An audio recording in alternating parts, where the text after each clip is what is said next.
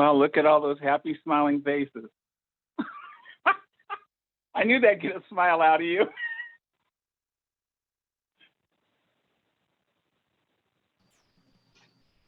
How are you guys? Just a couple more minutes. We're ready for the flag salute. Just a couple more minutes.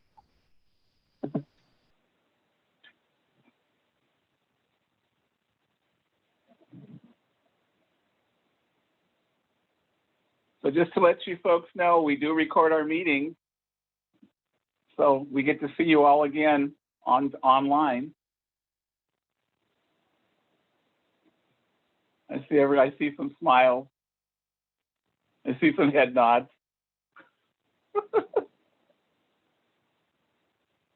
Okay, Ryan, are we ready for the flag salute?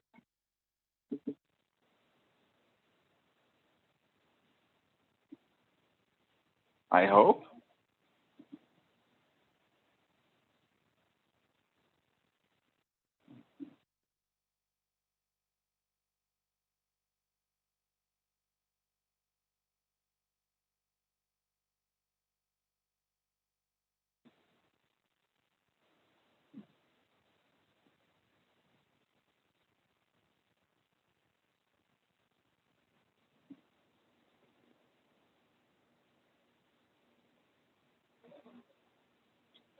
Okay.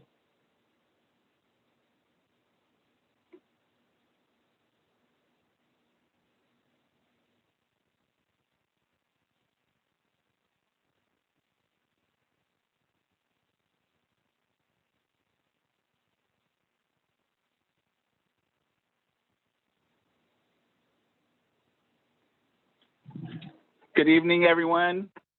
Once again, thank you for joining us for the DeForest Park neighborhood meeting. One second here, we will be starting the flag salute, and then our next person up will be the North Station. No? I can't hear you, Ryan. You're muted. Okay, then we will go directly to the North Station. All right. Hey, good evening, everyone. Good evening. Thank you, Dan. You're welcome. Good to see everybody. Yeah, I'd like to thank everyone, first of all, for their National Night Out. If I haven't spoken to you already, was really successful. We had about 22 events for North Division, and most than any other division here within the department. So we had a good positive outcome from citizens for North Division, which is a good sign. Mr. Pressburg, thank you for opening up your doors. It was a good pleasure seeing you there and your family and friends as well. And hopefully we could continue this on to next year. Just some news I want to relay. We're still continuing our neighborhood walk, uptown neighborhood walks. We're just out there in the DeForest Park neighborhood this Tuesday, and we contacted roughly around 96 people, which is the most we had during a walk. Really positive. A lot of people were appreciative of us coming out and making contact and reaching out on ways to how to communicate with us. Yeah, another thing is this upcoming Saturday is going to be the Jazz Festival over at Helm Park. We'll have officers staffing that and other festivals. I think community events are going to be occurring there and off of Artesia as well. To the point where we have extra officers to handle calls for service. So I want to relay that out to you guys so you can know that we'll be out there, extra staff actually that day. With that, I just want to confirm that you guys received the crime stats from America.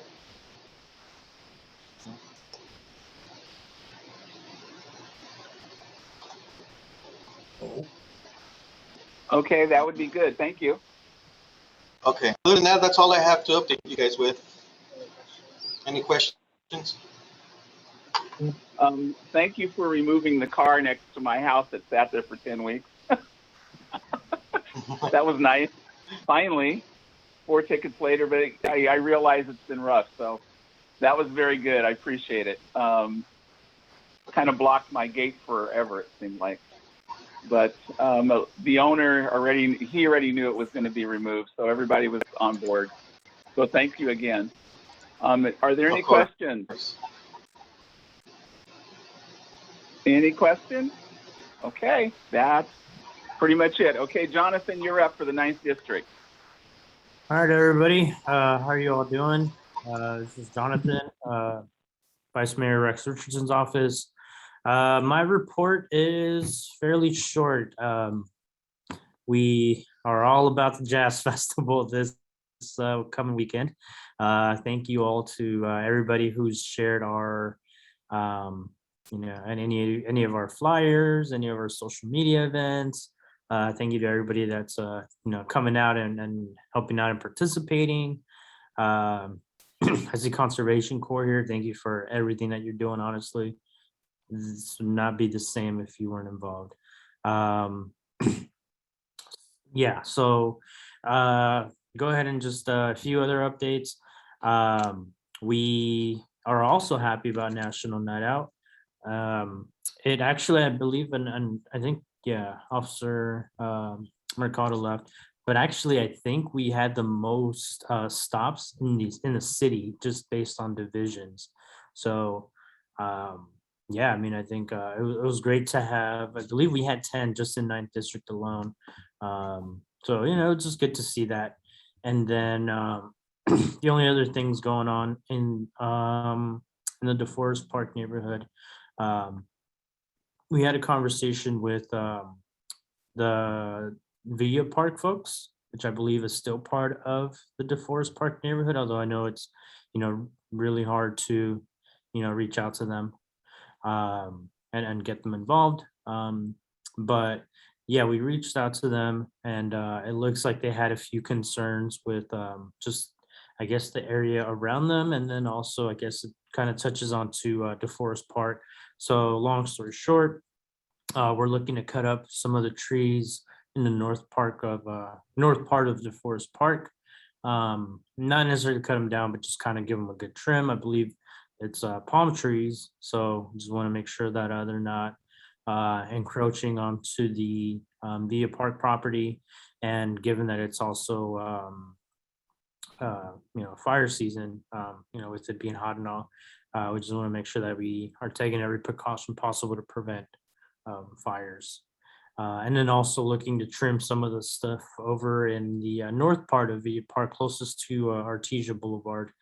Hoping we can get that fixed as well. And then, yeah, just to give you an update on what's going on. Starting tomorrow, the Vice Mayor is hosting a white attire party. We were calling it all white party, but I think just given the language of what that sounds like, we had to specify that it means white attire.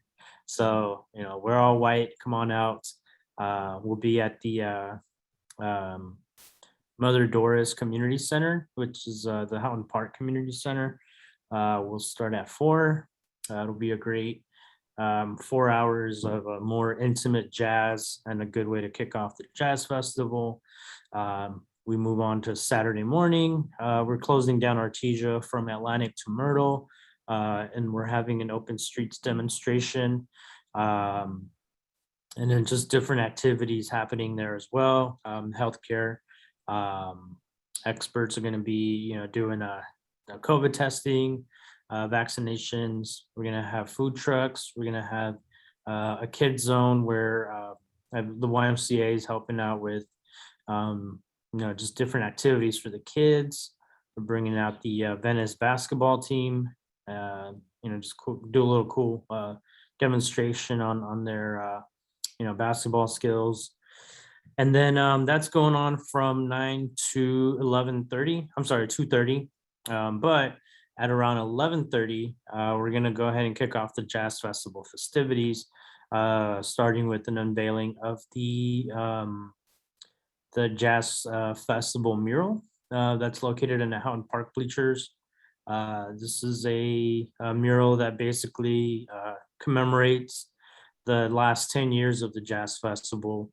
And I mean, if you haven't seen it, it looks great. In case anybody here has been to Houghton Park in the last week.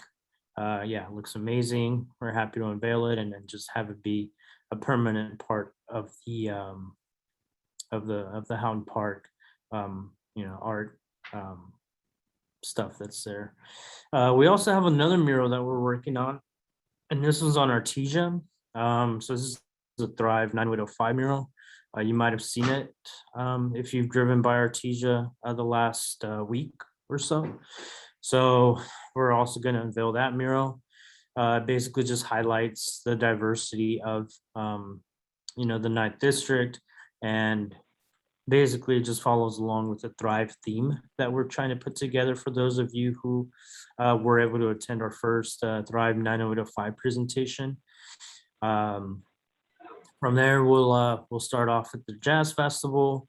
We have a great lineup in store, with the headliner being Sheila E. And we actually have another big name artist, Robbie Krieger from The Doors. He'll be performing with his jazz band. So, I'm pretty excited to see that. I myself am a fan of The Doors, so never thought I'd see someone like that coming to Long Beach, North Long Beach at that. So, I'm glad to see that happening. So that's really everything that's been consuming our staff's time this whole week and really the last 2 weeks. So after this, I'll be happy to, just get back to normal as much as possible, which I think with the Vice Mayor's office is pretty much impossible just because there's one big event after another.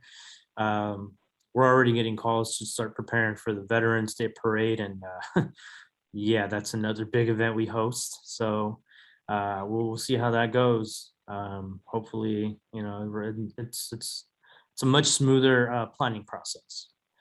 But that's my report. Fairly short and just very Jazz Festival heavy. Are there any questions? Okay, Jonathan, sounds good.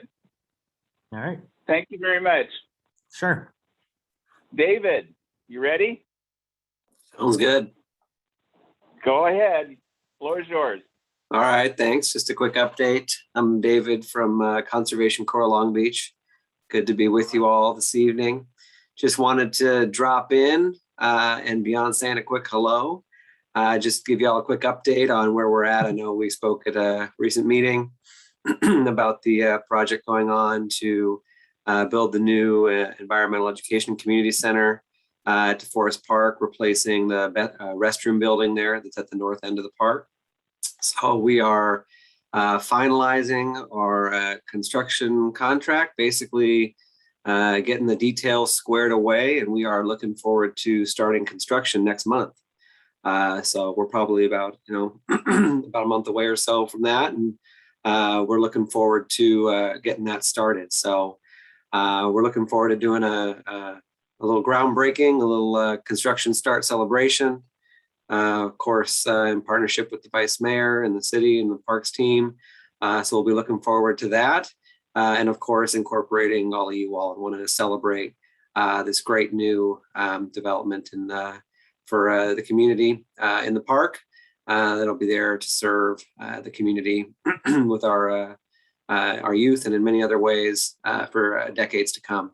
So pretty excited about it. It's been, gosh, I guess it was almost a year and a half, over a year and a half now. We were wrapping up the vision planning process right when COVID was starting. And, things obviously got a little pushback in there, but we're finally on the other side of all that and looking forward to starting construction here next month. So we're pretty excited and just wanted to give you that update.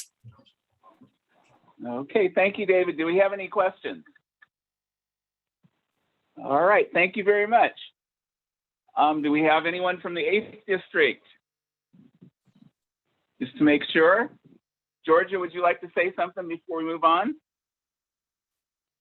We're, sorry, am I, yeah, I'm unmuted, fine. I'm sorry, can you hear me? Yes. My computer's telling me I'm muted, but it looks like I'm not. Okay. Anyway, thanks very much for letting me speak, and congratulations to David Saul and the Conservation Corps. This has been a huge undertaking. It's very exciting that it's getting started. It's part of bringing the park to life with having people from the Conservation Corps daily and people there from Campfire Daily, and all of the good things that are going to come about and are already starting to come about from this partnership. So we're very excited about that, and we'll be at the groundbreaking, so that's going to be fun. And so that's it. We're having our last day of summer day camp tomorrow. The after school program will start on September the 7th, the day after people get back from Labor Day. And so, and that will then continue throughout the school year with the occasional time off for various holidays. But basically that will be in operation every Monday through Friday afternoons from 3 to 6. And so just lots going on, and we're very excited to be part of DeForest Park neighborhood, as you all know. So thanks again for letting me speak, Dan. Thanks, Georgia. Appreciate it. Any questions? Boy, everybody's quiet tonight. Everybody must have eaten well. Okay, next up, we have our school board member. That would be Megan. I'm sure she's a little tired from that lengthy study session yesterday, which went on and on for a while. So have at it. It's all yours, Megan. Thank you. Yeah, so I was in that board seat from 8:30 a.m. till almost 8 p.m. with just some few breaks in the middle, as well as all day Tuesday getting the latest information about what's happening in our schools. So it's good to be with all of you in DeForest Park. I love hearing that after school programming is returning. It feels good. We know that our families are really excited to get back to school. So I just have a couple notes, and then I figured it was easier to answer questions. Pardon me as I look at my other screen. I have like 4 windows so I can answer all the questions that may come my way. But just wanted to say we're really looking forward to having as many of our students as possible back on campuses starting on August 31st, which is a week from Tuesday. We had almost 14,000 kids, most of those on campus over the summer for summer school, but we know many students haven't set foot on their campus for any length of time since March of 2020. So staff has been working all summer on social emotional learning. We know students are going to come with a higher level of need, some of which we won't even know until we have them in our classrooms and back in our campuses. So staff and teachers have been doing a great deal of training this summer to prepare to welcome our students back enthusiastically on the 31st. A couple of things that have just been happening in the North Long Beach neighborhood, as many of you saw in June, once again, partnering with the Vice Mayor's office, the district is honoring our North Long Beach scholars. This year, Principal Keisha Irving was really insistent that we wanted to kick it up a notch. That is, I think, her overall theme at Jordan, is taking everything to the next level. So the banners included photos of our students going to four-year colleges. So you'll see their smiling faces along the Atlantic Avenue and Artesia corridor. And if you go onto campus, you'll see our valedictorians have a second banner within the lunch quad area across from the media center. So we were really excited to partner with the Vice Mayor's office to once again show off to the world our North Long Beach Jordan scholars. We also did a groundbreaking ceremony for the next phase of what has been a very long project at Jordan, which is a complete overhaul of the campus.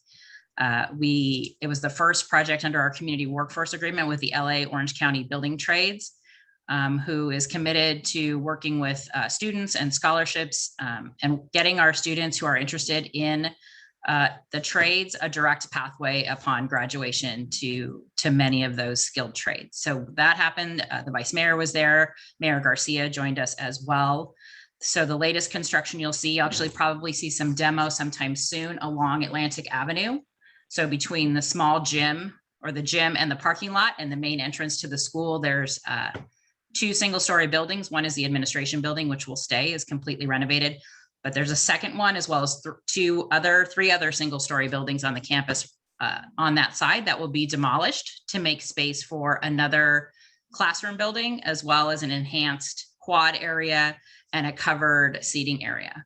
So even though Jordan was the third high school built and Long Beach Poly has this big quad and Wilson has this big quad, for whatever reason, when Jordan was originally constructed, it wasn't constructed with a quad. So we're really excited to have a beautiful space for our students to gather. So that's this next phase of construction. And after that, we'll head to the gymnasium and the athletic fields, pushing out several more years. But it feels like we've kind of plateaued and headed into home stretch of the total renovation of the campus. Again, we're grateful for the taxpayers who passed Measure K. So this was our first bond measure, and this is the single largest expenditure out of our Measure K funding. So we're really proud that that's part of the transformation of North Long Beach. So classes start on the 31st, but some activities are already started. If I wasn't with you right here, I would be at Jordan for their first football game. So JV started at 3, varsity started at 7. So keep your eyes and ears open for activity in and around campuses as we begin to come back together. So the meat of it, I know there's a lot of questions. There's a question regarding health and safety at the Jazz Festival. We are so fortunate to have an incredible health department and Dr. Davis working alongside so many of us to make sure we're doing everything we can to keep folks safe in the community. And so I see already the first question about testing. So let me tell you a little bit about testing and a little bit about our safe return to school, and then I'll open up for questions and we can do a little more back and forth from there. So we are committed to having students back on campus as safely as possible. We have been fortunate to be able to learn lessons from other districts who have returned already. So LBUSD headed back last week. Different schools across the country we know started maybe 2 or 3 weeks ago. So we've been watching and monitoring everything at the local level. We're in daily communication with the health department. So while we didn't have answers to some of those questions, it's because we're really waiting to be able to utilize as much time as possible, just keeping an eye, because we know things with the variant and we know things with COVID change really quickly. So the things we will be doing to keep kids as safe as possible in their return to campuses are some of the things we've been doing. So last night is the big one where Dr. Baker announced that all unvaccinated students who are returning to campus will undergo screening. So that means all of our elementary kids, because they're under 12 primarily, and any of our students over 12 who are not vaccinated will also be required to do an asymptomatic screening. That's in addition to all of our faculty and staff who have to be vaccinated or submit to testing on a weekly basis. So they work with our health services to submit proof of vaccination. And if they choose not to do that or don't do that or aren't vaccinated, then they will undergo weekly testing.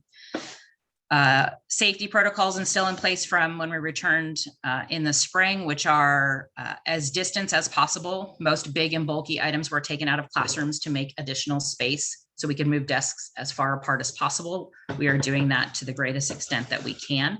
There are no CDC guidelines around distancing at this time. Hand washing and sanitation, all of those things that we were doing in the spring will continue. We have our high-tech nanoparticle sanitation stuff that will happen, and schools will be deep cleaned. Masking is required by state order, by the State Department of Health, as well as the Long Beach Department of Health. Masks are required indoors on all K-12 campuses. We will not be defying the mask order. We will be enforcing it.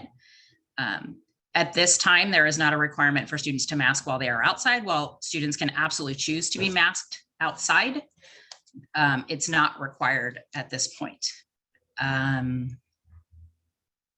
We will utilize, I'm trying to think of all of the different layers that we're thinking. Teachers have been encouraged to utilize outdoor instruction whenever their instruction allows for it. There are certain things that can't be taught outside, but certainly if a class is just doing reading or something like that, we have good weather, we have shady places, we have places for teachers to be able to use outside space if they'd like to. So we have all of those layers in place. Until now, our principals returned mostly to campus this week, but our offices on all of our campuses open tomorrow. So for parents at this point, the best place to get information is at your school site. I know in COVID, we got used to either asking at the district level, school board level, because we just didn't always have someone to talk to. But we're really going to transition back to the best place for information around your students' learning is at your school site. So school offices will open tomorrow. I imagine those phone lines will be busy for a bit. But everybody is really wanting to answer as many questions as possible so parents can continue to feel safe, because we do believe it's safe for kids to return to school with all of the measures that we're putting in place, and we're going to do everything we can to keep them safe. So office is open tomorrow. Principals were in meetings today to get the latest on all of the safety protocols so that they're prepared to answer those questions for families. And the specific questions around the process of testing, Dr. Bakel will release a message on Monday with those details. And then families can follow up with their individual school sites. What happened in the spring is that families went to their school site during a certain time of the day. Kids self-administered the anterior nasal swab and turned it in. And I'm assuming that's what'll happen before the start of school. I don't know what the testing procedures will look like moving from there, but we expect more information on Monday as they continue to work out those details. So I'll stop there and I'll open it up to any questions people may have.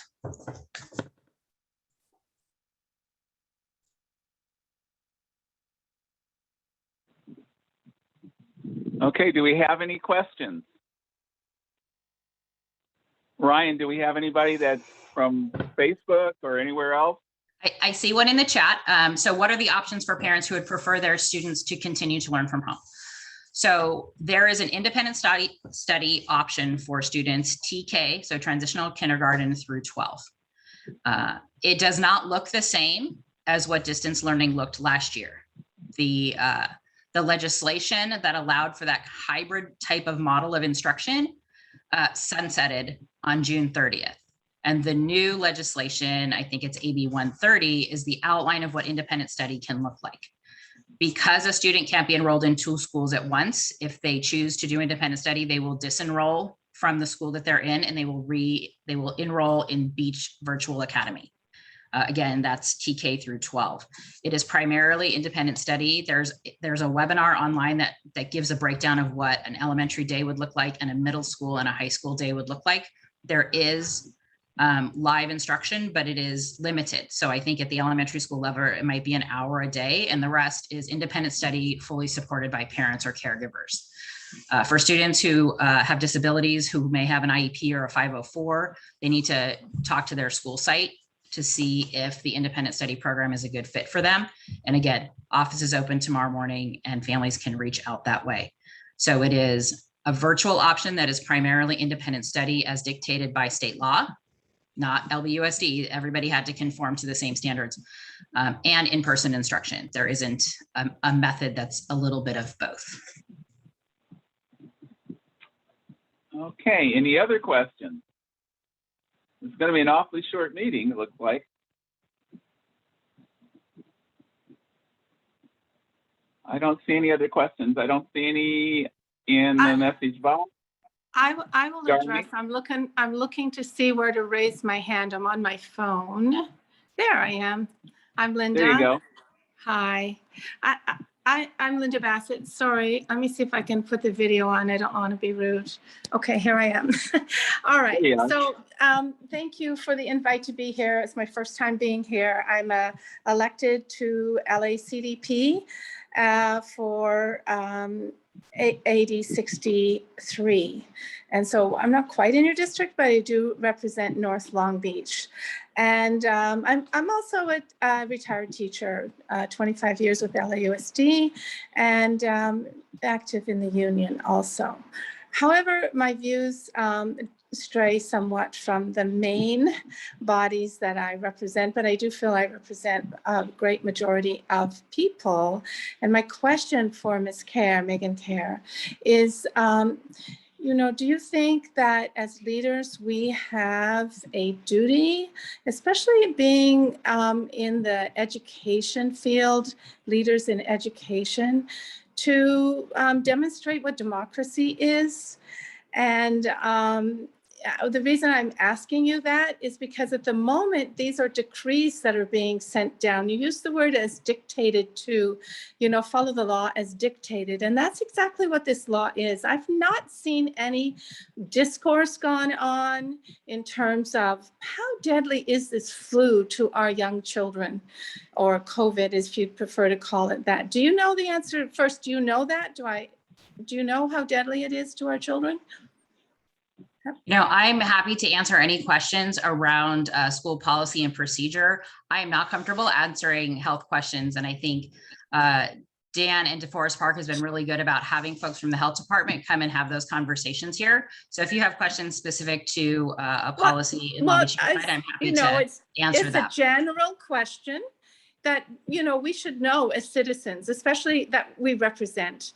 There is 1 in a million chance that a young healthy student will die from COVID. The CDC says that there were 335 kids that died from COVID since the inception of this so-called pandemic, and 0 deaths of healthy kids. And those deaths are not even verified. So did you know that that our children are being damaged emotionally, and that they're learning things that are I think we want them to be safe, but I think we may be causing some unintended consequences. This has become a physically, spiritually, and emotionally unsafe place for our children to go, is to school. Having to wear masks 6 to 8 hours a day. And there've been no studies, or we haven't had a discussion about this, and we're imposing draconian measures on children. It blocks their oxygen and causes them to distrust each other. There's an epidemic of anxiety, depression, and fear. And I beseech you as a member of the board to speak up on behalf of our children, so that, the rates in suicide are increasing. This is not a way for a kid to live, and there's no reason. And I would like democracy. I would like us to start having discussions about this openly. If our elected leaders should be doing this, and they should not be decreeing that this is happening. And I guess mostly I just have a statement to make, because you won't answer questions regarding this extremely important issue that's going on. And I think as elected leaders, we have a responsibility to speak up, which I've done, and I don't want to take up any more time. Thank you so much for your time. And I know you don't want to speak to it, but you know what? Kids are committing suicide over depression and anxiety, and I think it's needless. And I think that history I got to stand up for them, and I hope you do so too. Thank you. Thank you, Linda. I do have a recommendation for you. You can get in touch with Kelly or Miss Davis during the day. They do have a hotline in there that you can call and talk to the health department. I am not a health professional. I do have someone that is, but she's none retired. Of us are, but we need to She's discuss retired. this. She is a health professional, and I don't share that information with anyone, because she's not going to stick. She's got HIPAA rules and all those things going on. So the idea is, I will make an attempt to try and get in touch with them. Because of your request, I think we can do that. We'll see what we can come up with. I think it's worthwhile. Why not? Absolutely. Any amount of discussion. I make myself personally an issue to attend neighborhood councils and school board meetings, because, parents are speaking up, and I think that we should also stand behind them. Okay. Well, and if nothing else, to have a democratic discussion over what are the facts. Hi, Linda. Hi. Hey, Dan. I'll interject here. Hi, Linda. So my name is Linda Kirby, and I'm a member of our board. I also have a PhD in epidemiology. So if you want to email us your questions, I'm happy to send you a host of peer-reviewed studies on the subject matter that you're actually speaking of right now. And that would be perfectly fine. No, you know what? I have my facts from the CDC, straight off the CDC. So, you know, what? I think we Again, should have a here. comparison of facts. This I'm is not here to not- argue. This is not the form for Linda, this, yeah, as so we can I move understand forward. that. Yeah, go ahead, darling. This is Go not on, the Darlene. form. This is not the form for this. It's time that we move on. We're not here to talk about that. That is not what we brought Megan here for. And we need to shut this portion down. I agree. I'm happy to answer Okay. any questions that any community members or families have regarding procedures for the upcoming school year for Long Beach Unified. Y'all know how to get a hold of me. And if you don't, Dan or Joni can send you my email address. So again, if you have questions regarding the opening of schools or what you need to know or do for your families, I'll pop some resources in the chat.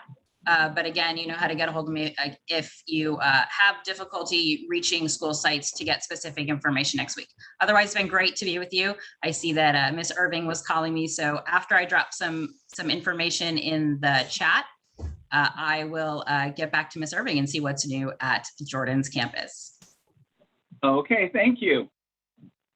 Any other questions?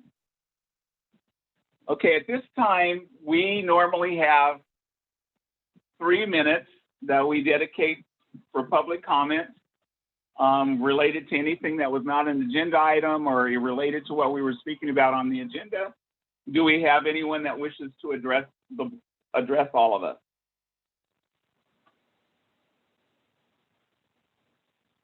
Okay, I don't see anyone. There is one comment that I have gotten personally, and that is in September on the 17th, there will be a movie with regards to Jackie Robinson and his breakthrough with the Dodgers.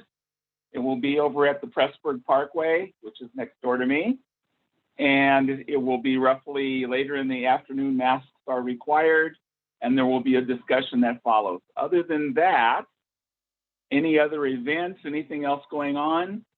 Yeah, Dan, can I'll send more information as I know more, but I was in the beautiful new Jordan Auditorium when we did our groundbreaking and got to talk to some folks. And the Long Beach Camerata Singers are going to come and be a part of the grand opening celebration, which I believe is slated for November. So we're looking forward to having the community in that beautiful space. And I will certainly send you more information as I get it. Thank you very much.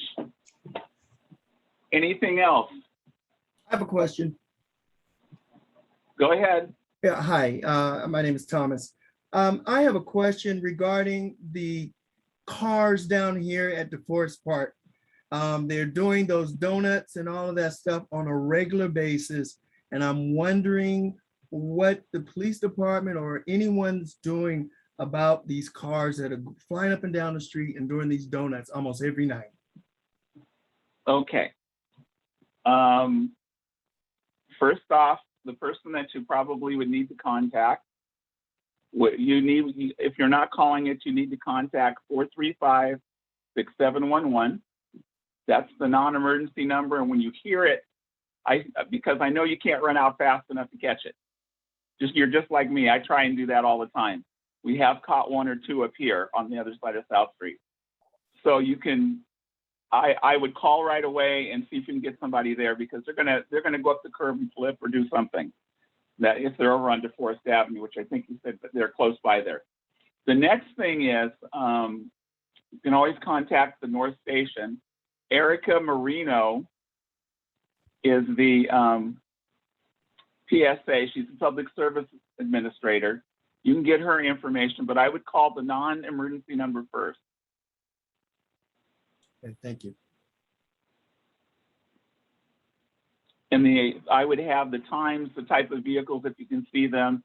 And if you're fortunate enough to catch a license plate, send it to them and they will go after it. They will do it. Okay, thank you.